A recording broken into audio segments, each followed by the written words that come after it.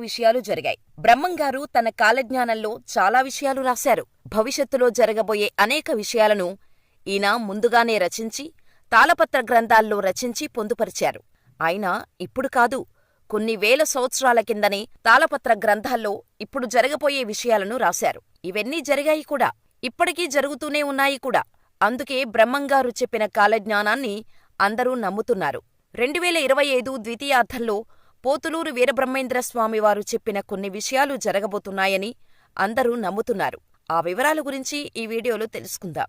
బ్రహ్మంగారు చెప్పిన కాలజ్ఞానం ప్రకారం 2025 ఫాల్గుణ శుద్ధ పాడ్యమి నుంచి ప్రపంచ దేశాల్లో కల్లోలం మొదలవుతుంది. యుద్ధాల కారణంగా బంగారం, ముడి చమురు ధరలు ఆకాశాన్ని అంటుతాయి. సామాన్యులకు అందుబాటులో లేకుండా పోతాయని చెప్పారు. 2025 సెప్టెంబర్లో భారతదేశానికి తూర్పు ఉన్న సముద్రంలో సుడిగాలి పుట్టి అది ఉప్పెనగా మారుతుందట.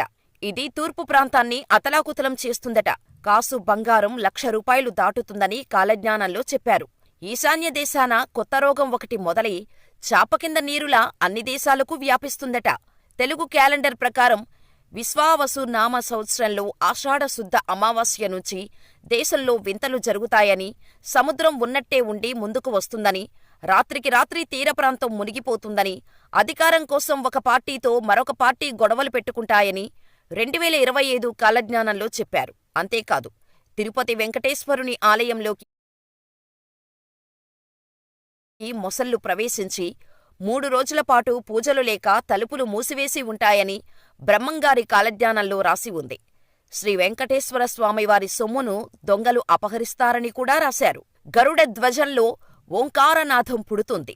తిరులపురి శ్రీ వీరనాగవస్వామికి చెమటలు పడతాయని కూడా కాలజ్ఞానంలో ఉంది. ధాన్యాల ధర విపరీతంగా పెరిగిపోతోంది. బియ్యం కొనలేని పేదవాళ్లు ఆకలితో చనిపోతారని, ఆకలి చావులు పెరుగుతాయని ఆయన రాశారు. ఇవి నిజంగా జరుగుతాయా అంటే జరుగుతాయని పండితులు చెబుతున్నారు. అంతేకాదు, 2024లో జరిగిన వాటి గురించి చెబుతున్నారు. బ్రహ్మంగారి కాలగణన ప్రకారం 2024 ప్రారంభం నుండి కొన్ని విషయాలు ఇప్పటికే జరిగాయి. ఆయన కాలజ్ఞానంలో చెప్పినట్టు కొన్ని విషయాలు నిజమయ్యాయి. జనాభా విపరీతంగా పెరుగుతుందని, అడవుల్లో నివసించే జంతువులు జనావాసాల్లోకి ప్రవేశించి మనుషుల ప్రాణాలు తీస్తాయని అంటున్నారు. అంతేకాదు, ఈ ఏడాది ద్వితీయార్థంలో బ్రహ్మంగారు చెప్పిన విషయాలు తెలుసుకోవాలంటే వివాహేతర సంబంధాలు విపరీతంగా పెరుగుతాయన్నారు.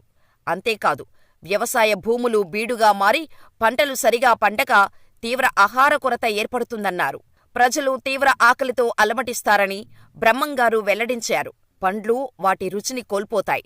శాస్త్రవేత్తలు రకరకాల ప్రయోగాలు చేసి మానవాళికి ముప్పు తెస్తారని వెల్లడించారు. ప్రజలు మంచం మీద పడుకుని రక్తం గడ్డకట్టడం వల్ల చనిపోతారు.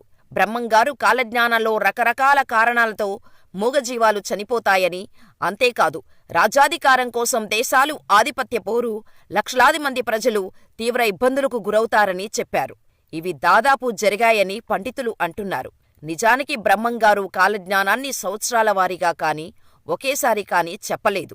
వేర్వేరు వ్యక్తులకు వేర్వేరు సార్లు చెప్పారు. అలా రాసిన తాళపత్ర గ్రంథాల్లో చాలా భాగాన్ని ఒకేచోట పాతిపెట్టారు. దానిమీద చింతచెట్టు కూడా వచ్చింది. ఆయన దానిని ఎందుకు పాతిపెట్టారనే దానికి ఇప్పటివరకు జవాబు లేదు.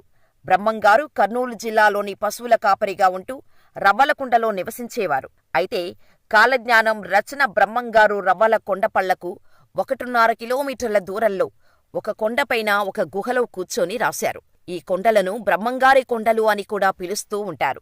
ఇక్కడ కూర్చునే ఆయన ఎన్నో విషయాలను రాబోయే తరాలకు అందించారు.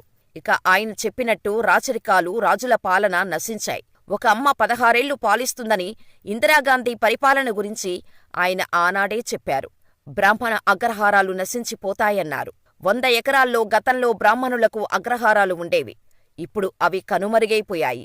ఇవే కాదు, కరోనా మనకు ఇప్పుడు తెలుసు కాని బ్రహ్మంగారు అప్పట్లోనే దాని గురించి కాలజ్ఞానంలో ప్రస్తావించారు. ఈశాన్య దిక్కున విషగాలి పుట్టేను, కోరంకేను జబ్బు 1,00,00,000 మందికి తగిలి కోడిలాగా తూగిసచ్చేరయా శివ అని కాలజ్ఞానంలో ఉందని అంటుంటారు చరిత్రకారులు.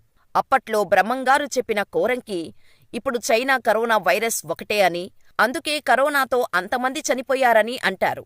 ఇదిలా ఉంటే జరగాల్సిన ఎన్నో సంఘటనలు ఇంకా ఉన్నాయి. అవేంటో కూడా తెలుసుకుందాం.